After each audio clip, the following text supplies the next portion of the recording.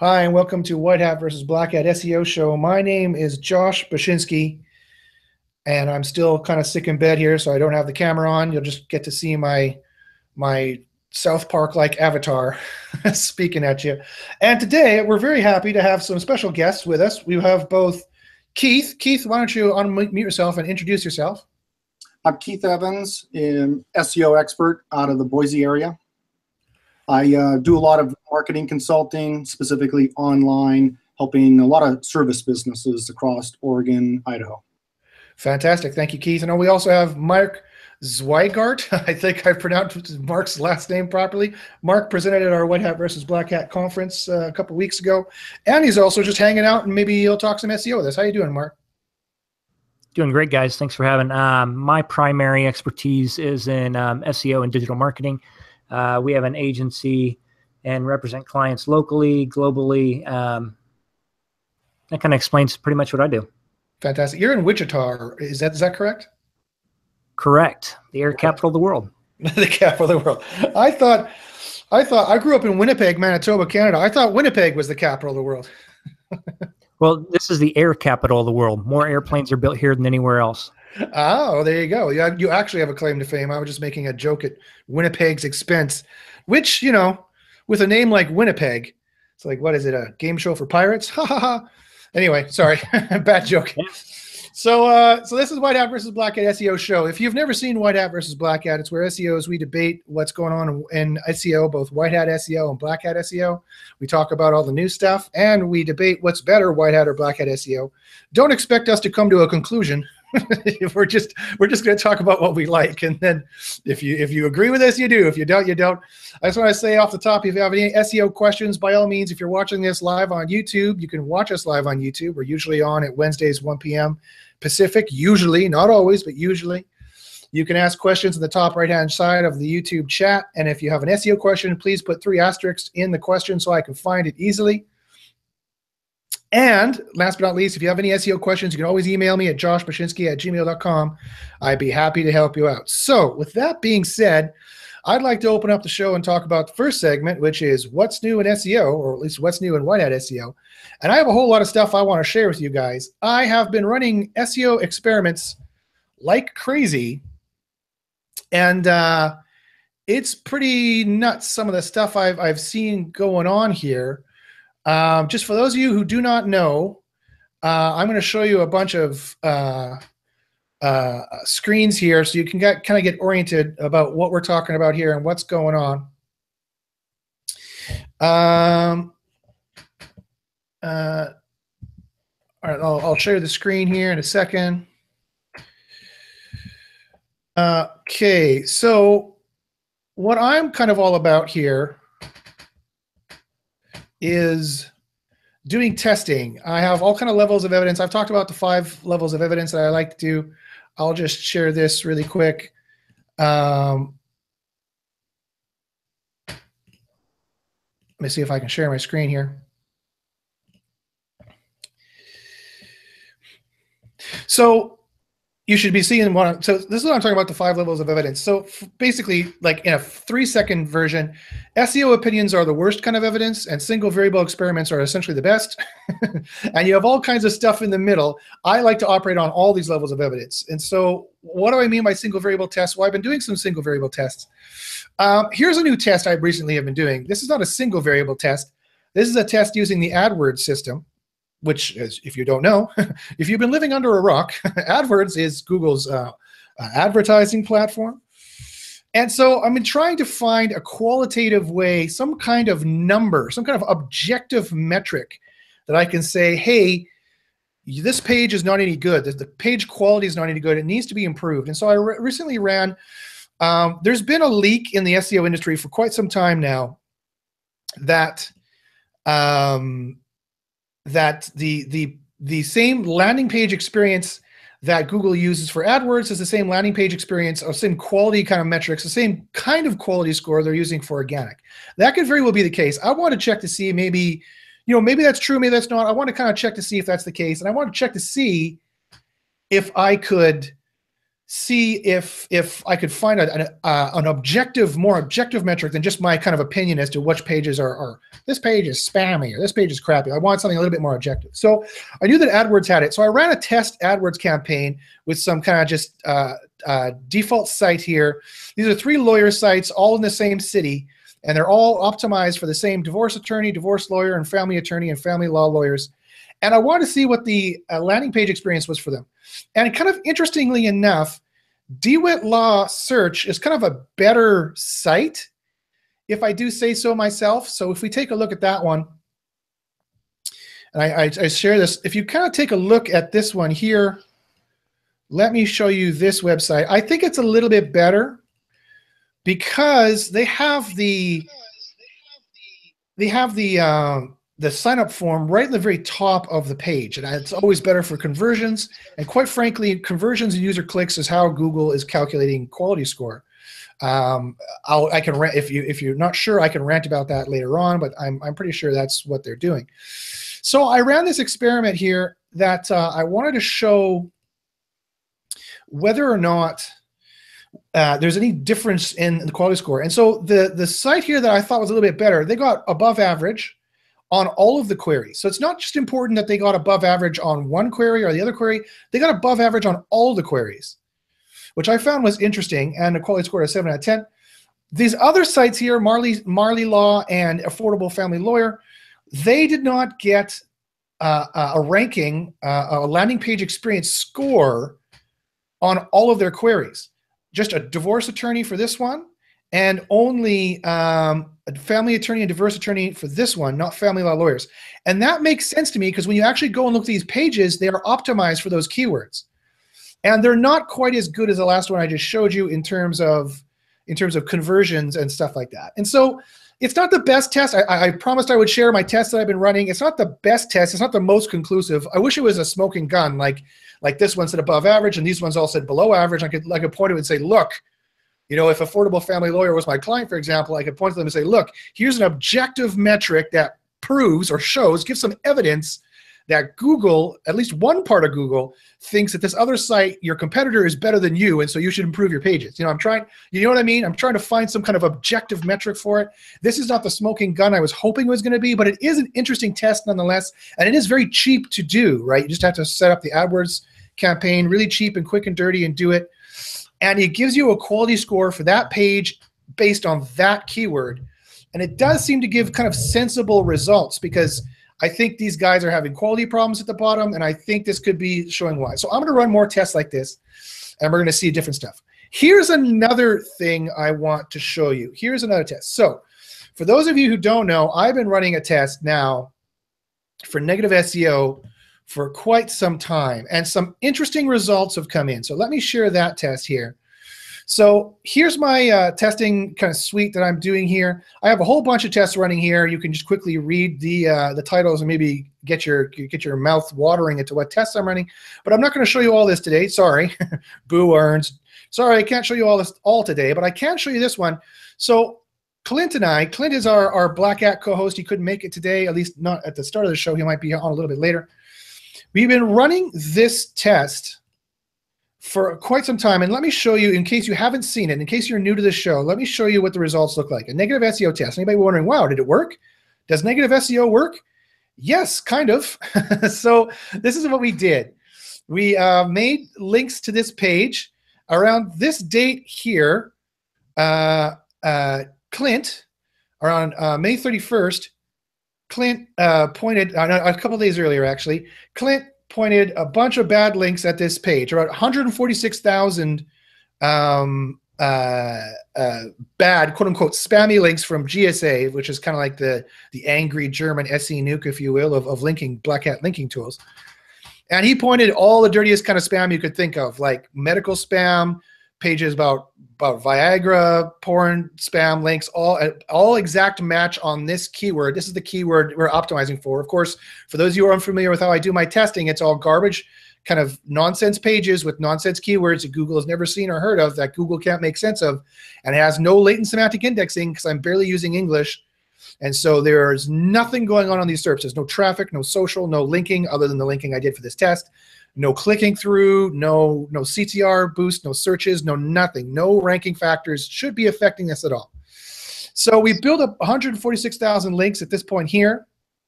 And lo and behold, even the spamming links made it rank #1. But this is what happened. First off, not only, sorry, I'll go back here. Not only did these pages used to rank, right? These are sister pages that are on the same topic. They used to rank, used to be 1, 2, 3. It used to be, this used to be 3, it used to be like 1, 2, 3, 4, 5. After we did this linking, they did not rank anymore, right? The other thing that happened is that the target page, what got to #1 and then fluctuated for about, let me see, for about, so from June 2nd to June 12th, for about 10 days, this page appeared on and off the SERP. It came in at #1 sometimes, and it came off of #1. And then it was solid #1 for months, as you can see here, months. So what the heck is going on here? Well, for the negative SEO, it looks like what'll happen is if you have 5 pages ranking on like Red Apples, Best Red Apples, Buy Red Apples, Red Apples 2017, and you got 5 pages dedicated to those kind of queries, and they're all ranking on page 1, and you're bringing traffic. This is the same as if someone pointed 146,000 GSA links at my Buy Red Apples page, and all the other page disappeared off the SERP. So I'm losing all that traffic from Best Red Apples 2017, but he did peg Buy Red Apples at #1 for a day or two. Then it fluctuated for 2 or 3 days on and off the SERP, and then it was solid for months. So does negative SEO work? I don't know. It's kind of 6 in one hand, half dozen in the other. But if he did that during Black Friday, as some of Ted Kubitis, one of our longtime guests, pointed out numerous times, because he works in e-commerce and he deals with negative SEO like this, when they attack you and your big sales season is say the holiday sales season coming up, if they do this to you on Black Friday, you're in trouble, right? Because so a bunch of your pages disappear and your top page fluctuates on and off the SERP.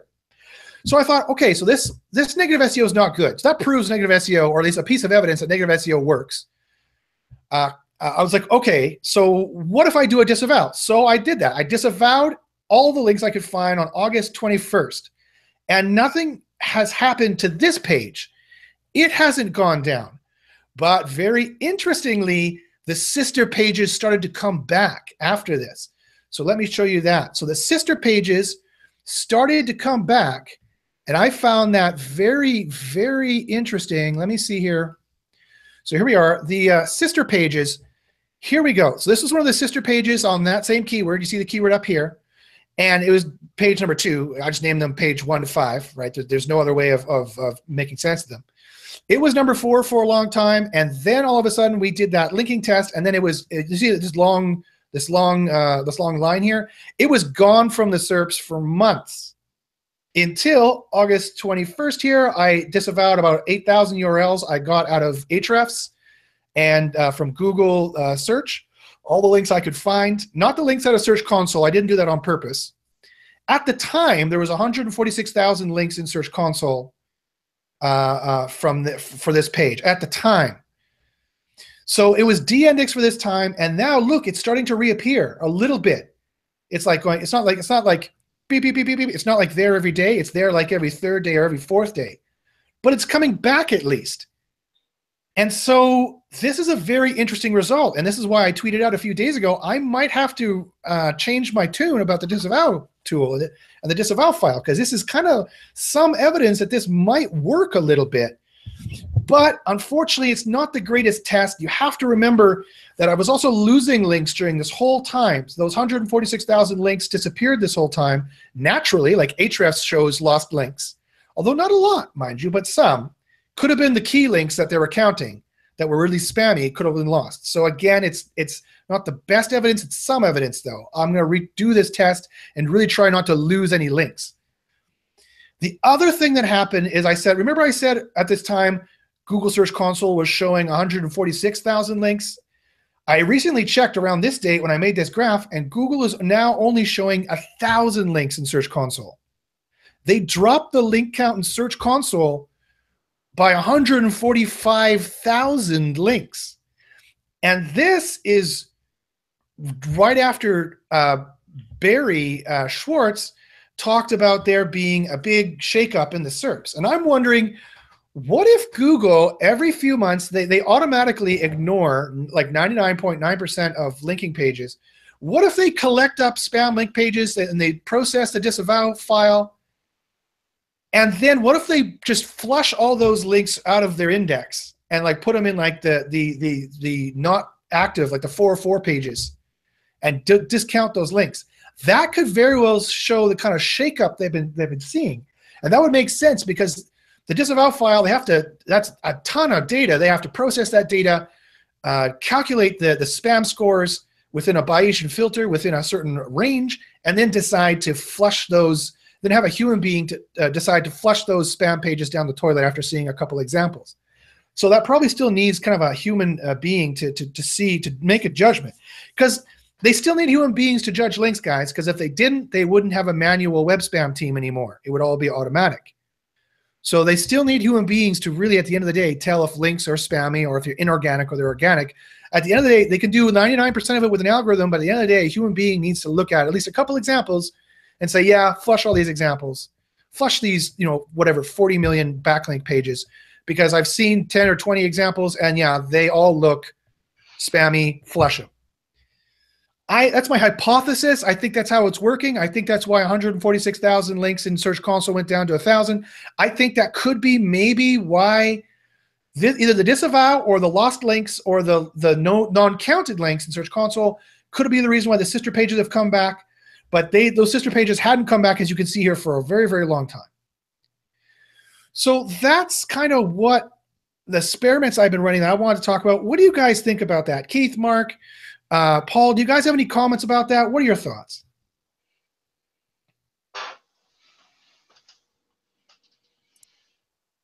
There's silence. They have no thoughts. Keith, yeah. Very interesting. You're right. There's so much data, and what does Google do with the bad sites, with the garbage, right? They might as well just flush it and only want to promote the good stuff. Yeah, Google has a number of level of indices, right? Of indexes. They have from the bottom to the top. As far as I've heard John Mueller talk about it, and as far as my experiments kind of confirm, they have we've seen the page once, but it's complete garbage, or it's now giving us a 404. We don't want it anymore. Put it in the dead index. We'll call that the dead index. And those are 404. As far as they're concerned, those are dead pages that they've seen once, but so they know it exists to try and remember. They've done it once. They know that it exists, but they're not going to come back to that kind of a thing, right? When they might. So if you buy that's the kind of problem with the expired domain. If you buy that kind of expired domain, that they know those pages usually previously used to exist. Then the next level up from that is in the caffeine indexer. When they first see a page, what they're doing is they index those pages, but any kind of thin or duplicate content at that point that they think might still be useful for some people if they search for it. It's not a total spam crap page, but they do some automatic filtering at that point and decide not to show it. We can tell that because when I did a search looking for the links, 146,000 don't show up, like only 1,000 show up, right? We saw that number fluctuate over time. And then finally on the rank sort, when you do a search and they send you back to 1,000 pages, they do another filtering and rank sorting at that time. Of course, they do ranking.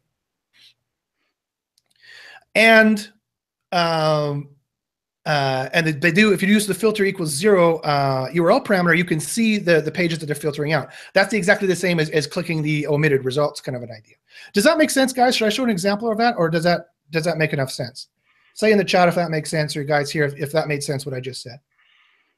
Yeah, no. I see a regular enemy of mine is filtered over into the chat. that's fine. I guess he's ate his Wheaties today and he really wants to go on. Ignore that fellow for a while and tell me if what I just talked about made sense.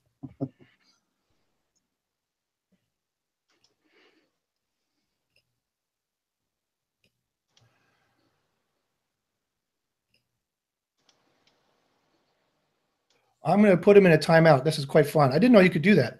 Put user in timeout. Boom. There we go. Okay, fantastic. He has a timeout, or she has a timeout for 300 seconds Naughty person. So anyway, back to much more important matters. So when I talk about doing the site colon search on the SERPs and how talking about the negative SEO testing, I've talked about this a bunch of times on a bunch of shows.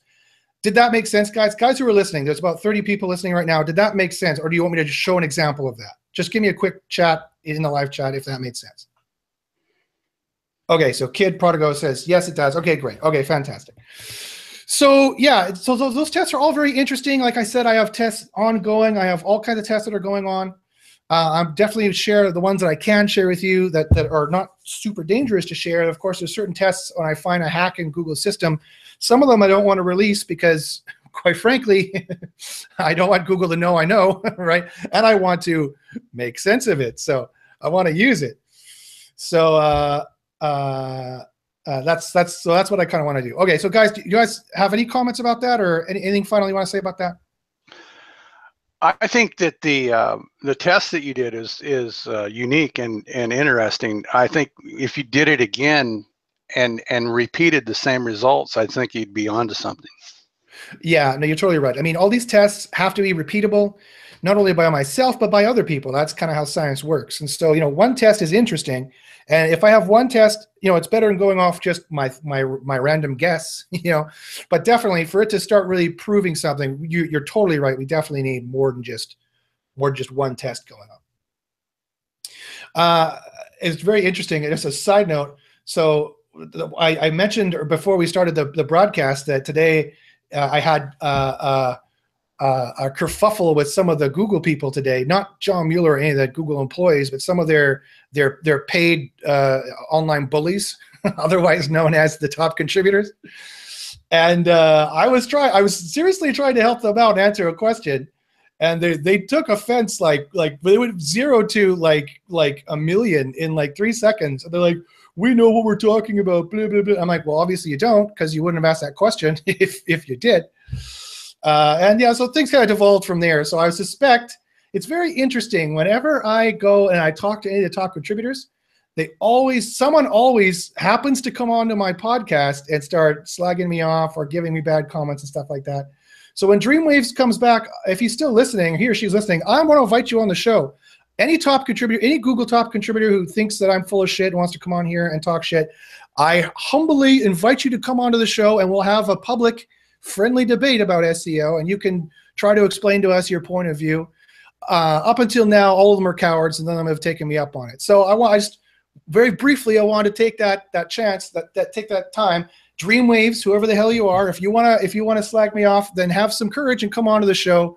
You don't even have to show your camera. I'm not showing my camera today because I'm still in bed with a broken back. But if you want to come onto the show and debate me, by all means, you are more than welcome to do so. Okay, so with that, let's move on to our special segment that we were going to do today. Today, Keith was going to show us something very, very important that I've talked about before, which is how to boost your click-through rate in Google and use the psychology power words. Social psychology has done a lot of testing over the years, guys, and they've come up with words that statistically will boost your click-through rate like magic. Like if you put this word in your title, your title tags and meta descriptions, or even just your clickbait, wherever you're using it, these words will help you get more clicks. And so I want to turn it over to Keith, and Keith is going to show us how he uses these power words and how he boosts click-through rate. Take it away, Keith. Hey, Josh, and thank you for allowing me to jump in here and take over. Yeah, we're going to talk a little bit about increasing your CTR, the click-through rate, because the reality is when you go work with large agencies, SEO guys, they no longer will really guarantee anything, right?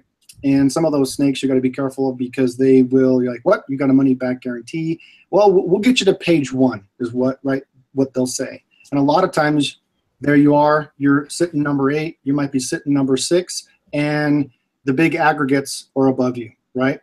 So let me take a look here and see if I click the right button here, I can share my screen here a second. So hold on a second. So can you guys see that? Oh, no, wait a minute. Let me click on the right button. You go out, do a general search for Boise plumbers, right? and you've got your 4 ads at the top. You got the guys in the maps, and once in a while you'll see a local business, but many times you'll see the mega sites, right? The aggregates, Home Advisor, Yelp, even a huge nationwide company, Mr. Rooter, Angie's List. How do you use the right language, right? Those power words to get people to click on you. And it's going to be really through your title and description. And the one thing that for a very long time that I always had a challenge with is I'd always just think about the key word, right? But really, you need to think of it more of an advertisement. And don't be so focused on the keyword phrase. Really focus on what does your customer want, right? And really be sure to address the customer's concerns. One way to learn is right here. You go do your favorite search for your keyword in your city, and you can learn from the best of them in AdWords. Here they use all these power words to suck you in, right? And why? Because Google wants the money. They want the click. Right. Right? So learn from that. The kind of things you really need to address, and it really just comes down to just general marketing, is credibility, experience. You notice here the first guy, honest, fast, BBB, A-rated. Be thinking about convenience, right? Oh, 24/7 plumber right here. Pricing is another one. Any kind of payment options. Put all that language in your title and your description, and you're really going to help with the clicks. Any of your primary services or brands that you're specific to, products. And like Josh has always talked about, your USP, the unique selling proposition. You need to clearly state what sets you apart. And of course, another key thing too in digital is a call to action, because there's so much noise on this first page, right? You're going to have to say, hey, pick me, pick me. Yeah, I know it sounds obvious, but people underestimate how important a call to action is. You know, it really is. It really does increase the clicks tremendously to have a direct call to action. You know, click here with arrows pointing at it. You know, clearly, right? And as a general disclaimer, I don't work with any of these local plumbers. I just totally pulled this out of the hat, and we're doing a live search right now because I just want to show you what you can learn, not only if you're an SEO guy, a consultant on the other side of the screen saying, hey, gosh, I got a guy to number 6, but I can't get him any higher. Well, you can with the right words, especially if you can increase the click-through. And you can even tap into human curiosity, right? The, save today, any kind of bonus special offers. So just as a little bit of HTML 101, when you do a search, and when I'm talking about the title tag, I'm talking about this first line right here. I think you get about 55 to 60 characters. And if you know what you're doing, or you work with an SEO guy, your website guy, you can manipulate exactly what this says. With that, this is typically where you're going to say the what, the where, and the who, right? So here, Boise plumber, there's another little bit of a need when it comes to availability. Here's Yelp screaming at you, the 10 best plumbers. You recognize that brand, you click on it. You definitely need to go in and fix your title tags immediately if you want your website to find customers. I've seen old websites increase their rankings 25% just by fixing this stuff. So you definitely want to write something that is appealing to a human. As I mentioned, 55 to 60 characters long. Josh, I don't think you'll mind if I share this. There is a website. What is it? It's Website Advantage. I think I got this link from you. This Aussie down in Australia, I owe this guy probably a gallon of beer because have you used this page where you can test? Yeah. Yeah, that's I found that some time ago. I don't know if you got it from me or not, but I use that same one, and it saves a lot of time. That's a great guy. I've talked with him. Buy him a beer if you use that tool for sure. Yeah. I like I say, I owe him like 2 12-packs for sure. So this is a perfect place to figure out exactly what you want to say and how you can manipulate your title and your description. You enter in the information, it'll display it up here, and you can play along with it all day long. The other key thing too, obviously, is every title needs to be different and separate. It'll be a little bit of a penalty against you as well. A question for you, Josh. Sometimes I note titles get changed by Google.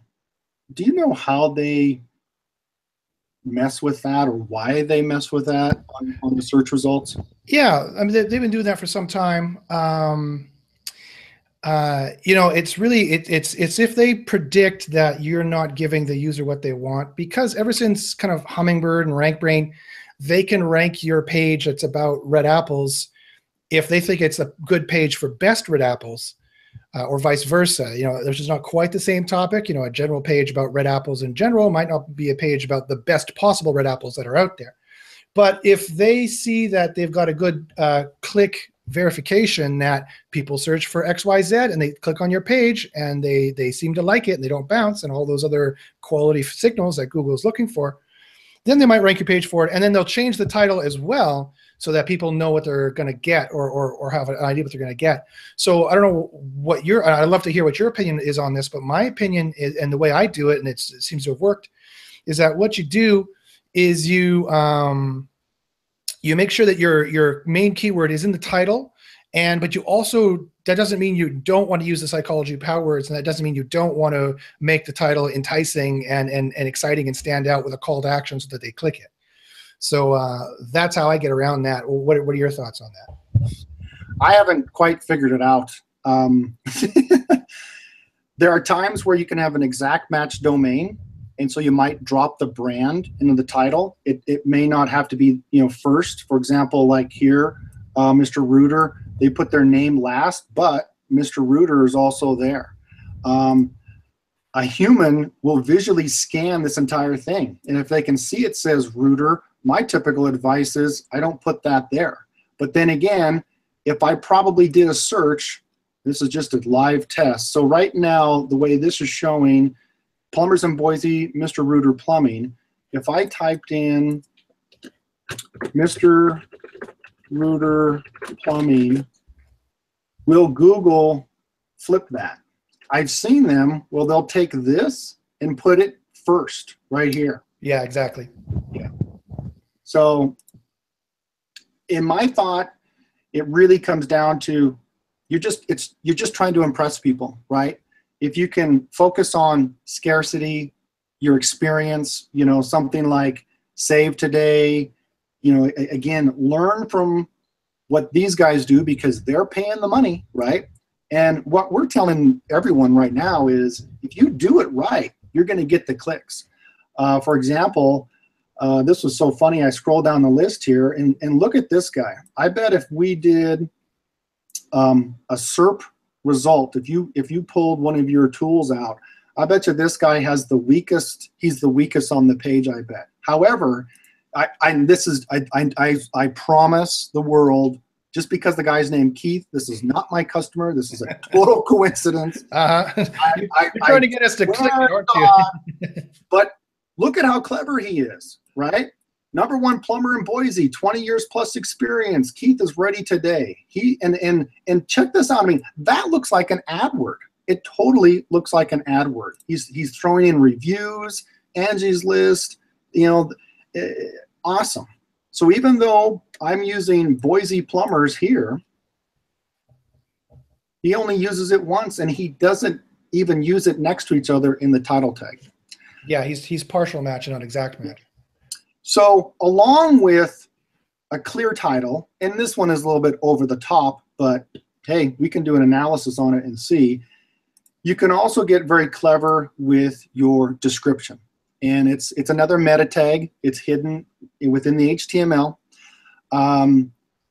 within that head section. And so you don't want this to be any longer than about 160 characters. You can go over and use our buddy's little tool and type in a description right here, and it's going to show you, and it's going to give you a warning if you're too long. I know one of the things that Josh is really good about, and I don't see it here.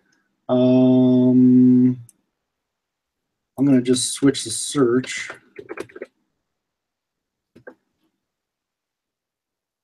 Is Josh had taught me, shoot, it didn't come up, where you put an asterisk. You put in other items within the description, not just character, other characters that set apart your actual words. So again, it jumps off the page.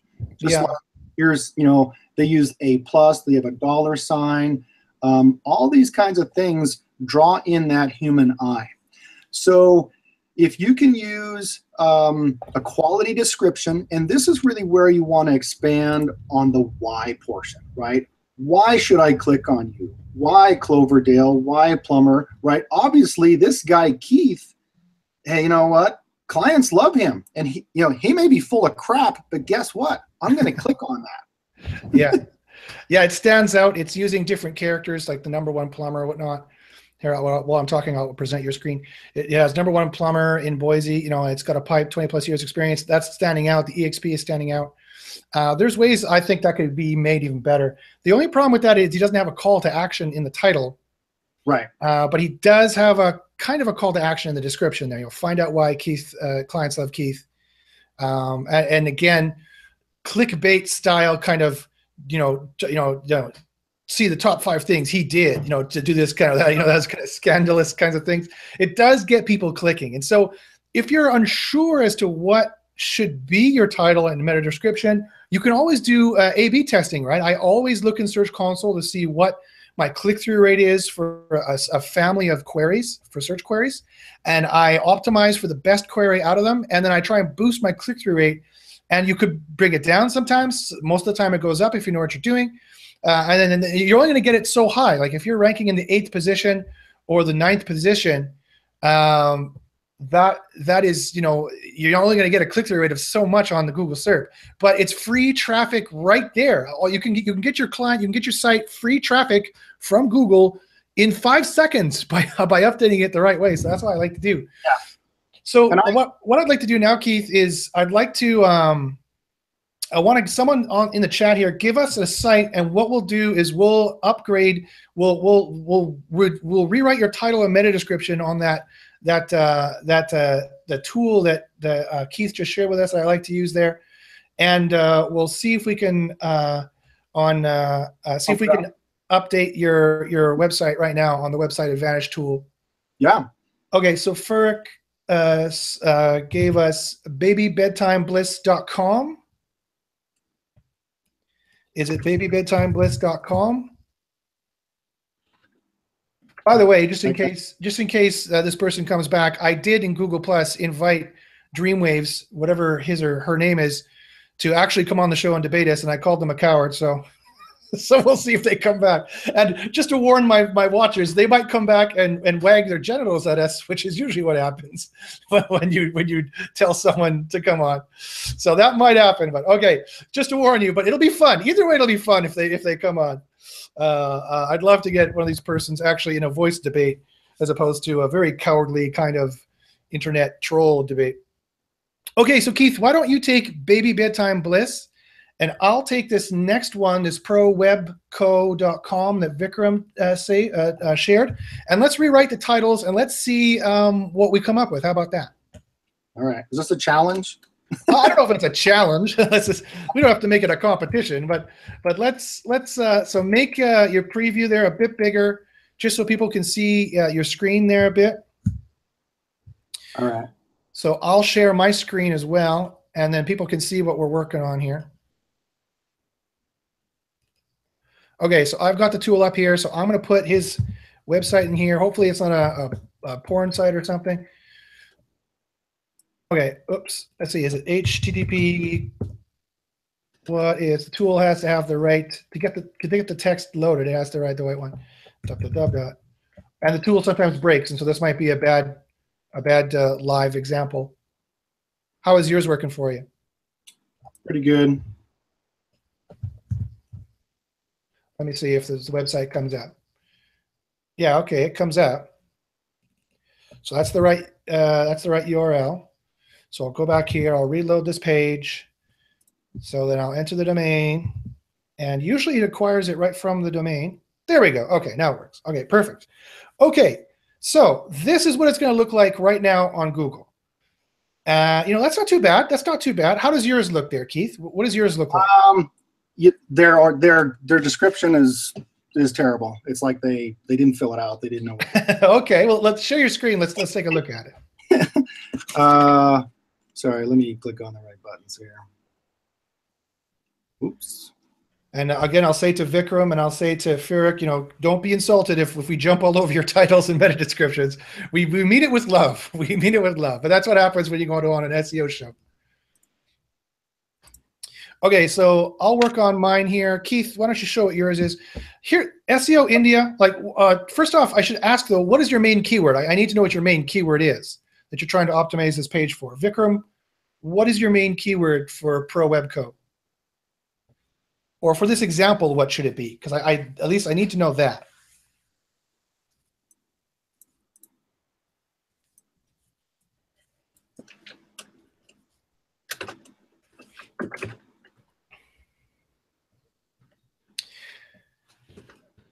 See, hopefully Vikram responds there. But normally I would do something like this.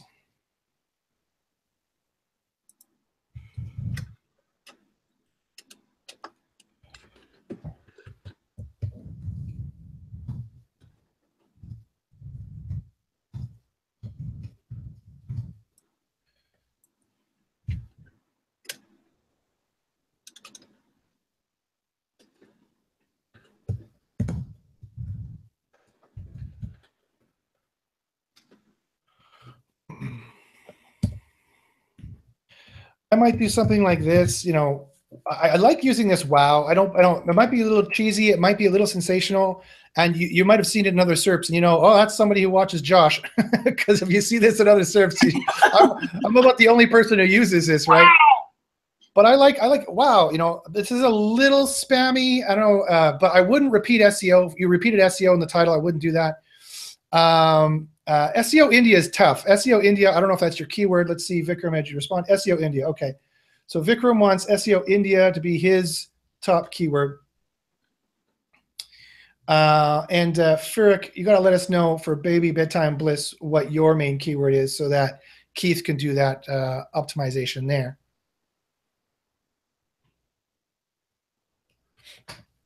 But I might do wow, top SEO India. I might do 2017's. This is what I would do.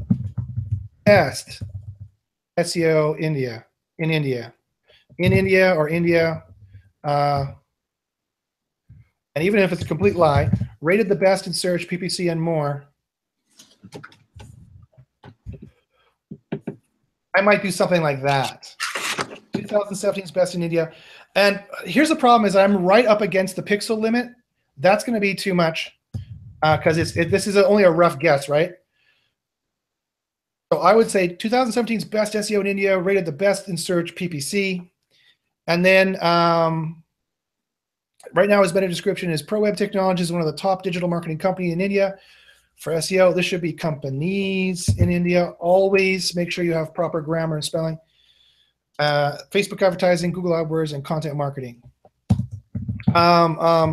Top. Now, here's where we need to do Sales 101. What is your USP, as Keith mentioned? What is the most important sales value proposition for you, right? It's Sales 101. We need to build value and positive feeling about your proposition, your thing you're offering, and we need to reduce and remove fear and any negative feelings, any hesitations. So let's say I don't know if you want to, I have no idea, Vikram, if you'd want to sell yourself on what I'm about to say, but this is what I would do. I'd be like, cost effective. That's too much. Well, Pro Web Tech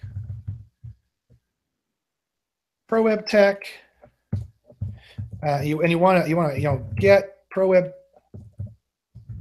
tech, top digital marketing company in India working for you.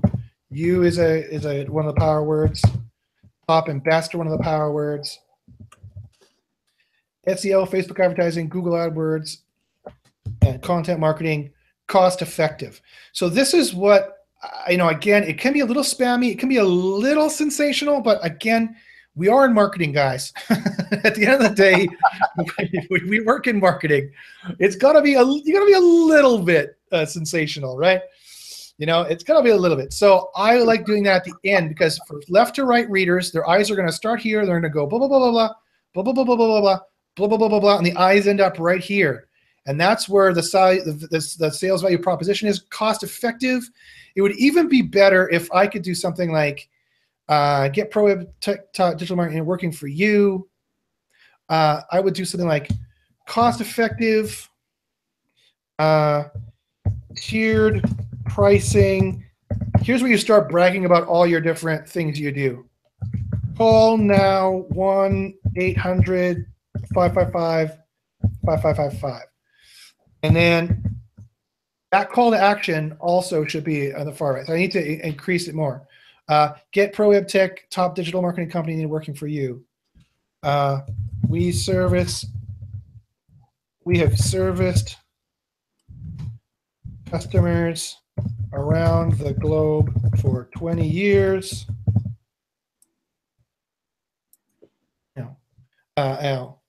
Or something like that, and then you have to make it fit. That's still too much. Then I would have to get rid of this stuff here. The call to action is the most important bit that you would want for sure. So I need to. How are you doing, Keith? What is yours? Pretty good. Like you say, and this is why I don't mind sharing this information, because it's a little bit of an art, right? You got to be clever with copywriting and text and English, right? To speak to that human and speak to the target audience. So yeah, I've got something. I mean, I spend minutes, usually a good half hour, on the main homepage, and once I get that one knocked out, then I'll copy and then make slight changes depending on the other specific pages throughout the site. Yeah, no, exactly. You can definitely do that. You could definitely, bang one out and then be like, okay, I'm going to use this again and again and again. So I need to get rid of some in mine. So I have Baby Bedtime Bliss, and I'm assuming it's a brand.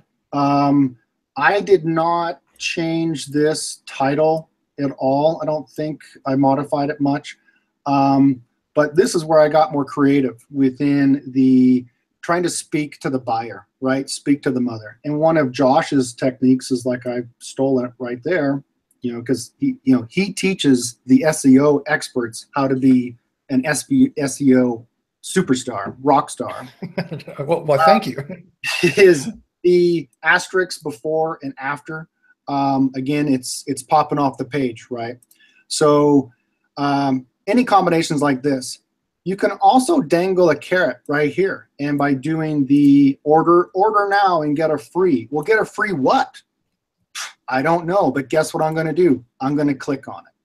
That's a good trick. I like that. Yeah, we'll put it on the gray hat if you want. But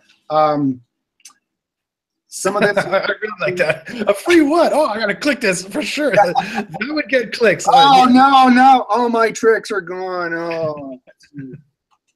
But that's what you're trying to do, right? If someone saw that and you were towards the bottom of the page, they might click on it, clearly. For sure. So this is some of just examples of what we would do. Again, it is an art. It is a science and an art, as Keith mentioned, and it does take work. And you got to be careful. You can't just slap out sloppy titles and meta descriptions, especially if you're working for a client. You could bring their CTR down, and that's not what you want to do, right? So again, I would look in Search Console. I would see what that page is ranking for, and then I would pick the best search out of that, and then I would optimize for that search. And I would usually go for exact match, but not always. You don't need to do that always. And what I would do, so what I did for this title is I like the date because, of course, you have to change it when 2018 rolls around, but that's fine. The date, this is an old little leak I got from Eric Ward, actually, the old link Moses, is that the title in the description there seems to get better click-through rate or rankings or both. So that could be a QDF factor as well. I just like to use. So if there's room, I like to put the date, 2000's best SEO in India, rated the best in search. If you can see, I'll repeat best. I don't care because that's not the keyword. SEO is the keyword. India is the keyword. SEO in India is just like SEO India. Google knows that. RankBrain will probably, I asked John Mueller. He said it's pretty much 100% synonymous. So I'm like, okay, great. So you can use synonyms that are 100% synonymous, as long as you know it means the same thing. SEO in my favorite country, India, is not synonymous as SEO India, but SEO in India is.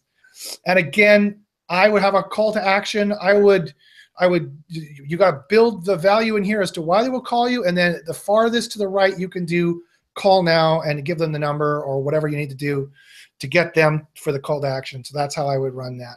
And so thank you very much, Keith, for that. I totally agree. It's very important information. And it's an art and a science and definitely stuff that you always need to work on. So let's move on to the final segment for the show, and that's you guys. The final segment is you. It's answering your questions. Let me see if I can find some questions in the chat. But while I'm doing that, we've had Paul and Mark and Bradley hanging out. Paul, Mark, and Bradley, if you guys have any SEO questions, please, by all means, turn on your microphone and ask them now while I look for questions.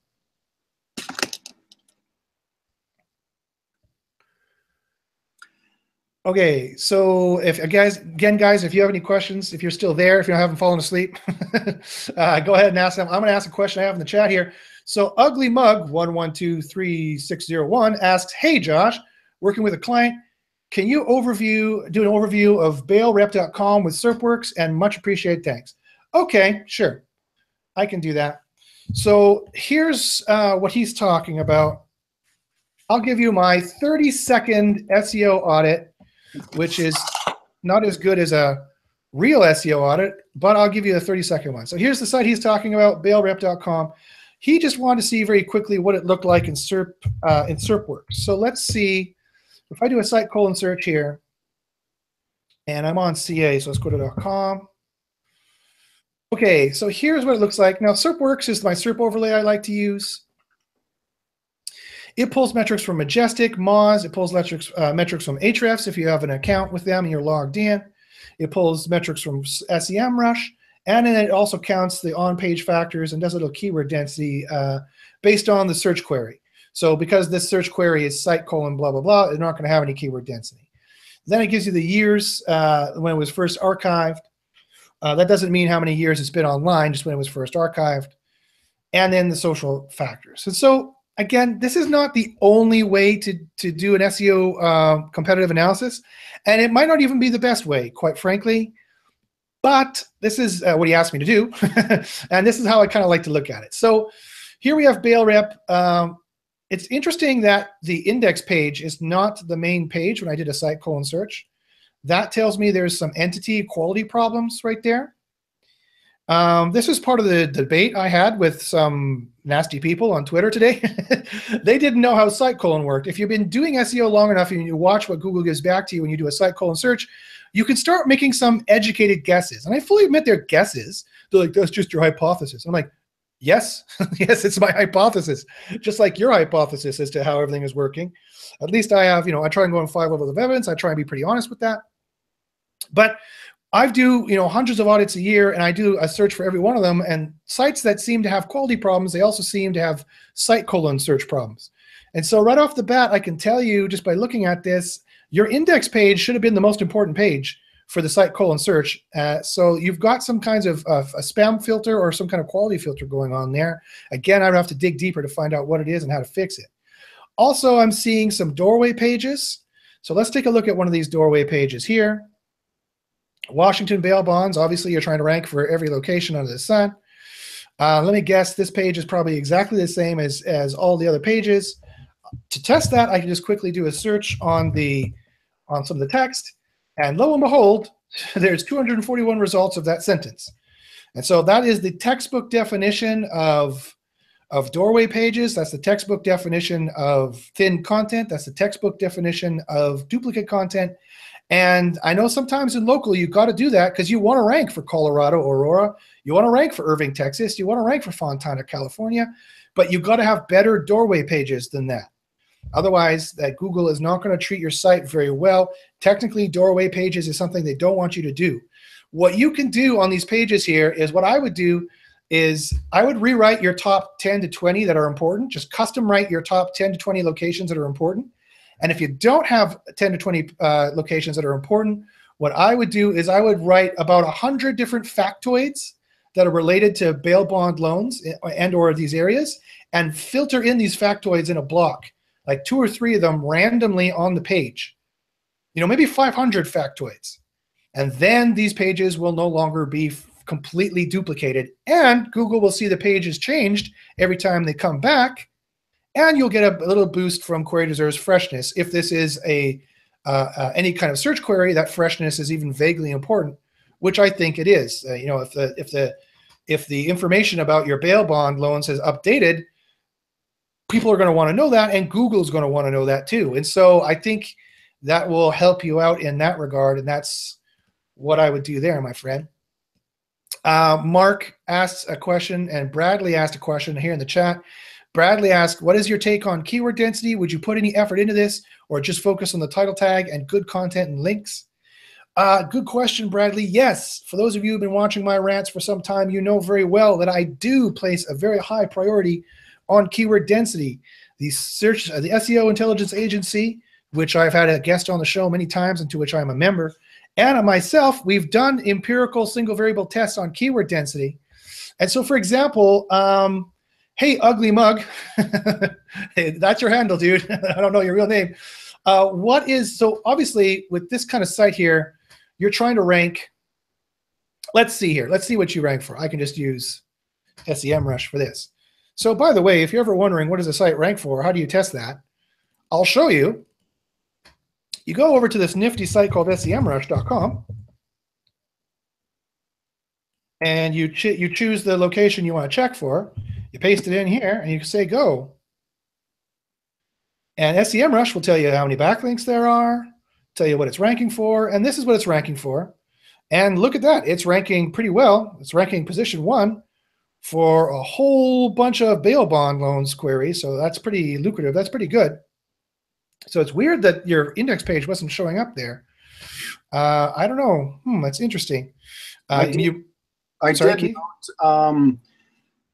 to just inspect the code, but it looks like he has 3 different H1s right off on the index. Yeah. May have some domain redirects from the non-original page, so he probably has to get that straightened out. I'm not sure how much that could impact it, or at least why they're not giving it more credibility, right? Yeah, yeah. So this is very interesting. So now that I see what you're also ranking for, this is fascinating, actually. Okay, so this is how I would use SERPworks and my knowledge in many, many years of doing SEO. For my opinion, my hypothesis of how this all works out and how it works. So I'll cover my bets and call it my hypothesis. So let's see, did Dreamwaves came? Did you come back, Dreamwaves? Oh, come on. You want to come and debate with us? Oh, it makes me sad. All right. Anyway, no debating for me. So yeah, you are ranking really well. Look at this. You got not only one SERP, but you got the next one as well on bail bond loans. Right, this bail bond loans is what we checked. So this is really interesting. So first off, let me answer the question that Bradley asked. Yes, I put a lot of stock into keyword density. The keyword density, as we can see here, is the average on-page keyword density is 44%. And this site here in question that we want to check is only 0.37. So they're low. Their keyword density needs to be higher for that search query if that's what they want to rank for, if that's the main keyword for that page. You want to be no more than 2 times the number, because both Kyle's tested this and I've tested this now. 5 or 6 or 7 times now. And so we're pretty darn sure we've nailed the number down. And so if the average keyword density here is 0.44, if the average on-page keyword density for these 15 search results is 0.44, you want to be no higher than 0.88. 0.66 would be a good number. If the keyword density was 1%, you wouldn't want to be over 2%, because that's when you start going into over-optimization territory. So I would literally take the word bail bond loans, and on this page here, I would type it into the content one more time. And that would probably get you into the keyword density that is over 0.44%. Right now, you're under it. I mean, you're still ranking #1 for it, so it doesn't really matter, I guess. But you get my point. Is that, let's say you weren't. Let's say I was talking to this guy down here. Their keyword density is way too high. Their keyword density is way too high. So these guys need to reduce their keyword density. These guys need to increase their keyword density to 0.66%. These guys need to bring it down to 0.66%. And this is based on some empirical testing. Is that the only factor? No. Do other factors override it? Yes. Am I pretty sure about this? I'm 5 or 6 empirical tests sure. So that Josh, I think there was a question that came in regarding alt tags and keyword density. Expand on that. Yeah, that's a good question. So here's the problem: is that Google is probably including that in the page keyword density. I'm not entirely sure if SERPworks is. I don't know if this tool is. So that's one of the reasons why I recommend not. You should definitely put keywords in your alt attributes for a couple of reasons. One, if you want to rank for image search, you should put keywords in the alt for the image. Two, you can use the alt for extra keywords if you're putting on the link. But remember that has to be only if you don't have any linking text, then you would use the alt. I would not use the title attribute in the anchor tag, because it's just stuffing in extra keywords that you don't need. You don't need to fill in all these places. It's the keyword density that gets you there or pushes you over. It's not putting keywords in all these key spots. To answer the on-page SEO question, the places where you should, that Keith was talking about there, the places where you should put keywords is in the title, possibly in the URL. The title is more important, and your H1, and a little bit in the text. That's it. Just until you get the right keyword density. I wouldn't bother with the alt attributes, and I wouldn't bother with the title attributes, because it just will put you over threshold and is just hard to calculate unless you remember to go in and calculate those keywords too. And is there a connection on like the semantic synonym part of the algorithm as well? Like if you're using similar words? Yeah, no, of course there is, but it's a matter of debate. So Ted, Kyle, and I all have a different opinion. That's probably why you're asking, because Ted, Kyle, and I all have a slightly different opinion on how this works. So when I'm talking about the keyword, I'm talking about exact match. I'm talking about bail bond loans. Remember, but any 100% synonym would count, but we don't know what 100% synonyms are. Like bail bonds loans, like this is probably 100% synonym, but this is still partial match because it doesn't include the word loans. I'm talking about bail bond loans. That's what I'm talking about when I'm talking about this. And finally, just to finish with this example so I can move on and answer some other questions. So look at this, guys. Notice this. Whenever you see a site, this is a low quality SERP. There's no quality metrics. There's like, again, as I started at the top of the show, we're still looking in the SEO industry for an objective third-party quality metric that we can rely on. And I've talked to Richard, who runs SERPworks, and I said, hey, dude, it would be awesome if we can get some kind of quality metric in here. And we're like, okay, well, what? So we're trying to brainstorm what we could use. But until that such time, you have to make an eyeball determination. And when I look at this SERP, I'm telling you, this is a low-quality SERP. I can tell that for a number of reasons. One, educated guess. This is going to be a spammy niche no matter what, right? It's bail bonds. It's a spammy niche. I could tell you right away. So we're going to have quality problems. We're going to have spam problems right off the bat. Look at the CPC also that Google is nice. That SERPworks puts up here for us, and Google is nice enough to report. $8 a click is actually pretty good. That's a pretty lucrative SERP, right? Anything north of $5 it gets in the lucrative mode. Not like the mesothelioma kind of websites that are like the CPC is like 200 a click, right? That's like ridiculous. But still, $8 a click is not bad. You certainly feel it when you're paying for those ads, right? And it's not bad in terms of conversions, in terms of what your commission is going to be for monetizing this kind of traffic. So that tells me, again, the more lucrative it is, the more spammy it's going to be, the more black hat it's going to be, right? That's another 2 educated guess. 3, direct leak from Google. If you ever, Gary Eliash already said, if you ever see a search results page, a SERP, where you have 2 results from the same site and it's not branded, this is not a branded, bailrep.com is not bail bond loans. So this is not a navigational search. This is a head term. This guy's ranking really well. And his quality is, my guess that he had quality problems earlier is definitely not on the click side. It could be on the filtering side, but it's definitely not on the click side, because his clicks are good enough that he's better than all the rest of this, because he's so good that Google's like, hey dude, I'm going to give you 2 results for this SERP. So that's how I know there's a disproportionate quality calculation here, that his site is higher. And look at these other, look at this other, it doesn't know what to tell you. It's like, I don't know, do you want a WikiHow? Is that what you want? I have no quality responses for you. Or do you want a Google site? Okay, fine, I'll give you a Google site. Whenever you get a Google site or a WikiHow, that's usually because Google is scraping the bottom of the quality barrel for whatever to say here. I just want to say one last thing. How many competitors do you have? If I search this in quotations, and then I do my start 990 trick. 1 million. No, it's not going to be many. Look, he's got 42 pages that have optimized for bail bond loans. The actual number of competitors he has who have optimized for that exact match text is 42. The meaning of life, if I recall, if I recall correctly, my exact age and the meaning of life. So, wow. And that's part of the reason why when that first came up, you said, this is fascinating. Yes.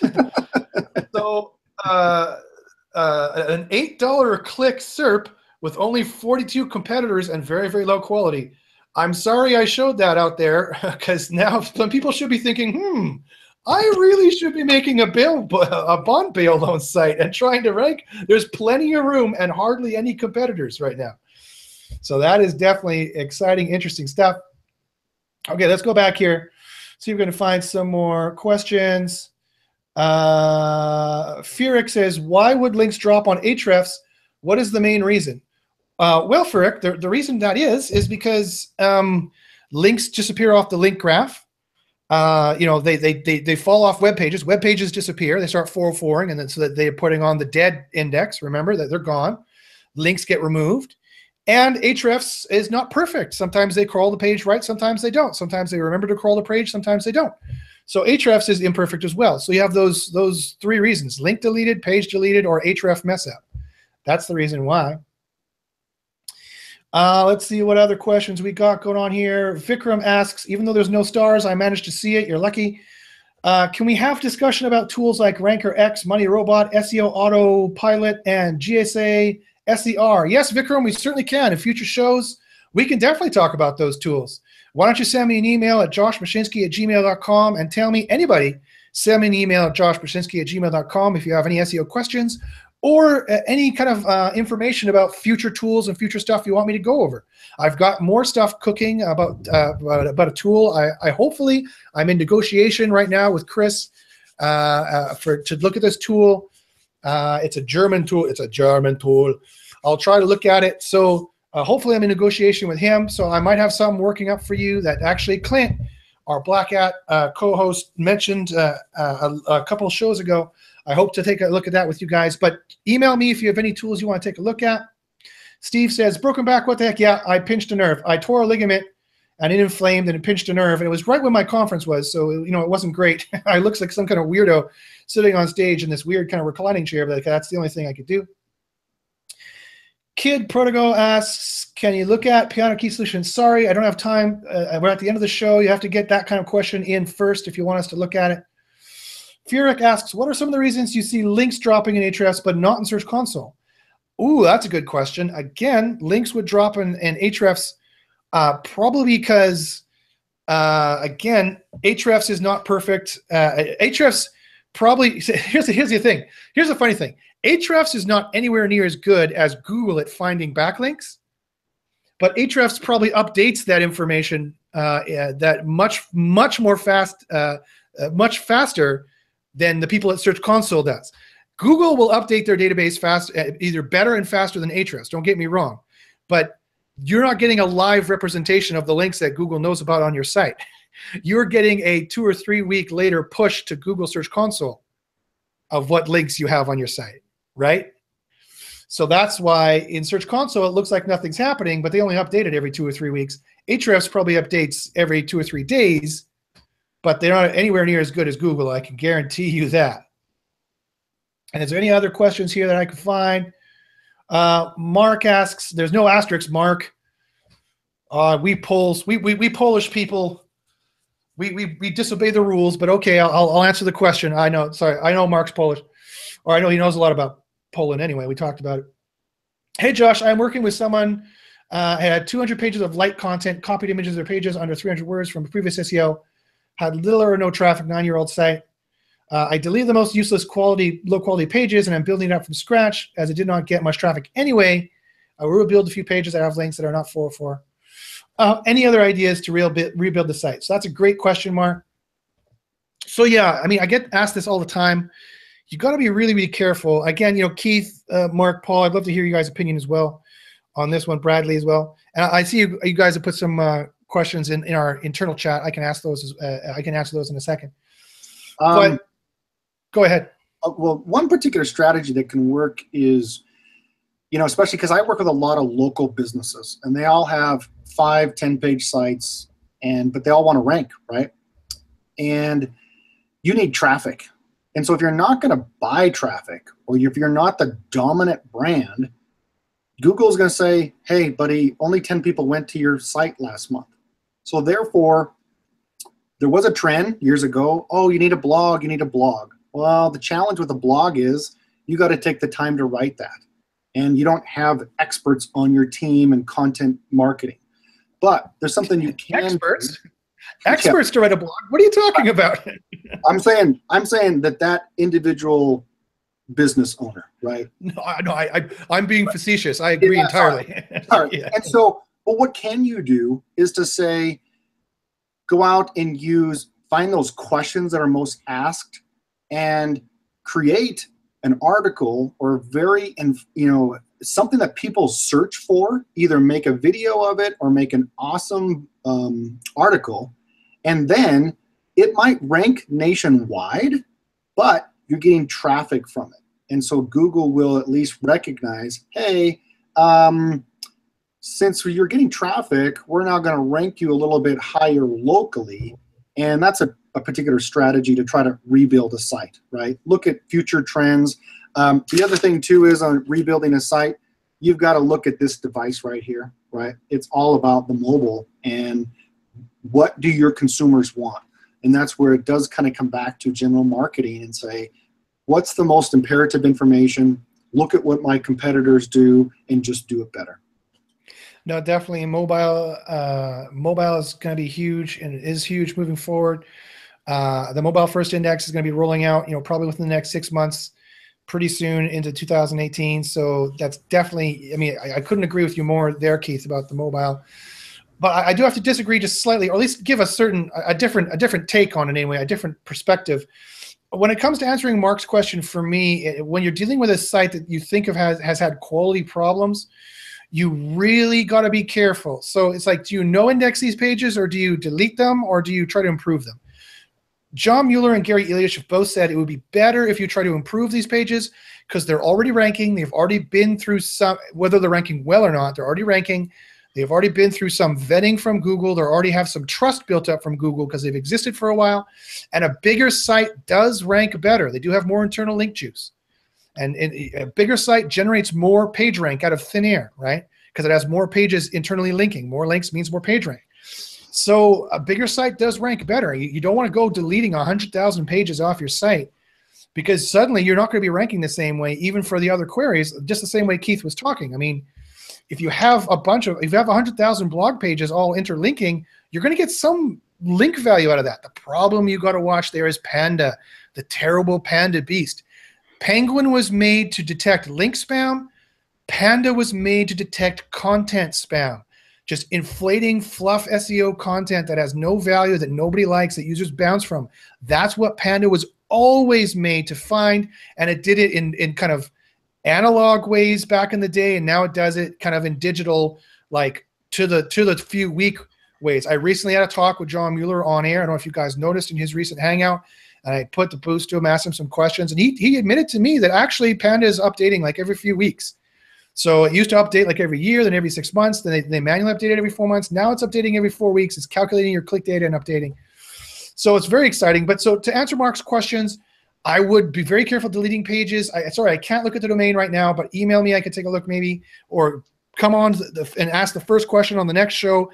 Again, guys, if you want me to do a site clinic, I have no problem doing that. Just get it early in the show. I can only look at so many per show, right? I agree with you, Josh. It's better to improve the pages than delete them, because it's worse on the site. And Keith is right also with the getting more traffic. And the only thing that I would add is creating a branded social media network, because if you got the #1 metric that Google uses to rank any kind of ranking is social engagement, you got to have the social properties and the traffic. And that's what I would do also, is create the branded entity and the branded social media network to go along with the website. Yeah, that's interesting too, because Paul, because yeah, I mean, there's all kinds of other factors that come into it, right? Of course, yeah, that's all that deals with the entity construction and kind of building your entity, proving you're a trusted entity, a quality entity, an authoritative entity. The offsite social signals are just as good as linking signals as far as I'm concerned, and you're definitely going to need probably some kind of offsite signals unless you're in a really unique position where the SERP is so bad that just on-page content could do the trick, which is highly unlikely. But anyway, so answer Mark's Josh, I got a comment on that. Yeah, by all means, Mark, go ahead. So I looked at his site real quick, and one of the first things I noticed is I don't think it's siloed correctly for what I would like. He's using product names in the menu rather than an actual category. I think he'd be better off identifying categories that his services are in and creating those type of pages, and then creating the product or the service pages off of that. It definitely needs some work to it. But that's the first thing I would start. And I know, unfortunately, he's probably not in our Skype group this week, but Clint talked about this a lot on being able to do research for categories. I don't know if it's on one of your past videos where he may have mentioned it as well, but if you might be able to send a link to him. Yeah. I mean, that's, there's so many ideas we could talk about. I mean, it's so much. So you're totally right too. I mean, definitely another on-site or on-page kind of strategy is siloing or kind of logically building. So if I had joshsfruitemporium.com, it'd be /apples/red apples. That's definitely, Google really does seem to like these kinds of logical breakdowns of information that they can digest and then understand the site and the pages better. And it does seem to give not only some kind of ranking boosts in some cases, it seems to also let you rank for other queries that are related, because they're pretty sure, they're even more sure now that you're about it. But so there's all different kinds of things you can do for sure. There's a lot of good ideas. Just to answer the question about quality, I'd be careful about deleting pages. You definitely have to improve them. You definitely don't want copied images if at all possible. You want unique stuff if at all possible. Or there's definitely other tricks you can try to use. When I look at a site that has a bunch of pages like that, where another SEO company just built tons of pages, the way I evaluate it and determine if I'm going to delete a page is, first, is it indexed? Second, does it have backlinks coming to it that are giving it authority? And third, when you look in the analytics, is there traffic coming to those pages? If the answer is no to all three of those, then I personally delete it. But that's, my preference. Yeah, Moz gives a checklist as well of what they're kind of from the hip rule of thumb. You know, I would take a look at what it's ranking for, and I would take a look at your user metrics and how much users are enjoying it. In analytics, you could also use a tool like Crazy Egg to see how much users are enjoying it as well. And the final question we're going to answer today is from Charlie. He says, hey, Josh, at Brighton SEO, Gary Ilyash, who is a webmaster trends analyst at Google, who works in the Zurich office with John Mueller. That's in Switzerland. He strongly suggested social is something we should really be looking at more. What are your thoughts? My thoughts are, well, we just talked about social. So yeah, social is another one of the offsite ranking metrics. They might have dialed it up a little bit because people are making links less and less. The link sphere is dying. The blogosphere is dying. Like, who runs a blog anymore? You know, just like a personal blog, not many people. And so less links are being made and more social is definitely going on. And so Google's going to have to move in that direction, is they might have to start beefing up that kind of a signal. So that's, you know, on my chart of this is a perfect example. On my chart of evidence, if I share that really quickly, people are going to be like, oh, grown, not that again. Yes, that again, damn it. If I show this quickly. So that's what Google says. That's the 4th rank of evidence. You know, it's slightly better than random SEO opinions. But quite frankly, I need to see that in the field, and I need to see huge, massive correlations that is a ranking factor, and I would try to do single variable experiments, which we have, by the way. We've done experiments into social, and we've found out that social does have a ranking boost of some various ways. And we also found that if you do it wrong, you can de-index a page. So don't just go buying social signals. Talk to me first, because we definitely have seen a negative SEO effect from doing social badly. So that's the show for today, guys. Thanks very much for listening. Again, my name is Josh Bachynski. This has been the White Hat versus Black Hat SEO show, where we toss around white hat and black hat SEO ideas and chew them up a bit, debate them. I'd like to thank Keith and Paul and Mark all for contributing today. And again, if you have any SEO questions, you can follow me at Twitter at Josh Bachynski. You can email me at joshbachynski@gmail.com, and you can find more videos like this with leaks, experiments, tutorials, screen shares, site clinics, and more, and witty banter, witty banter and witty debate at my YouTube channel at youtube.com/jbachin. So thank you guys very much for participating, and we'll see you next time in the SERPs. Have a good day. Thanks, Josh. Have a good one, everyone.